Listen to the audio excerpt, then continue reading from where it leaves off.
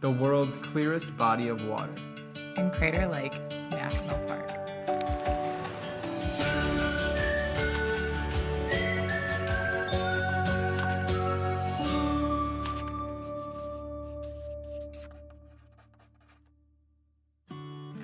After a couple days in Lake Tahoe, with its crowds and beaches and hotels, we drove 330 miles north to a completely different kind of lake, Crater Lake National Park.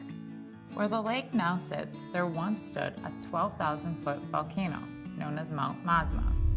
Approximately 7,700 years ago, a violent eruption caused the top of Mount Mazma to collapse into itself, leaving what we see today, a volcanic crater known as a caldera. Crater Lake formed in this caldera from melting snow and rain over hundreds of years. At 1,943 feet, it is the deepest lake in the United States. And due to the altitude of the caldera, no creeks or rivers flow into the lake. So basically what that means is that contamination is practically non-existent. And with that, you are able to see 142 feet down into the lake, making it the cleanest and clearest large body of water in the entire world. We began our exploration of the lake at the Visitor Center, where we learned that massive amounts of snow still had roads and trails closed down. And as we continued our drive into the park, we began seeing that snow cover for ourselves. So we checked out the open trails that we could, starting with Garfield Trail.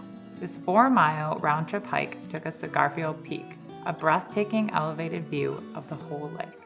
We just existed in that moment, taking in the passing clouds. On our way back, we took advantage of the rare opportunity to play in the summer snow. Crater Lake gets an average of 43 feet of snow each year. Most summers, it melts by the beginning of August. However, some drifts may fail to melt before the next season's snow begins to fall. We were camping just outside of the national park. We started the following day back at the Visitor Center, where we learned more about the early history of Crater Lake as a destination, including the 1930 song heard by many visitors, the Crater Lake Waltz.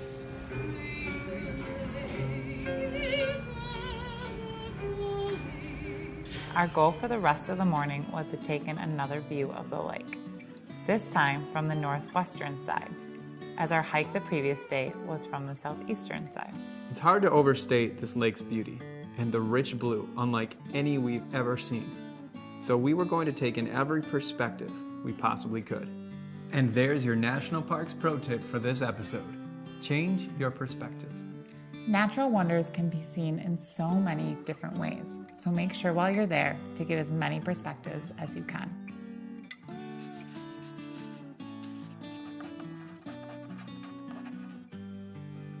If you thought Crater Lake was beautiful, make sure to subscribe. Because in our next episode, we get to Olympic National Park, where there's lots to see. But until then, make sure that you get out there and explore by taking the scenic route.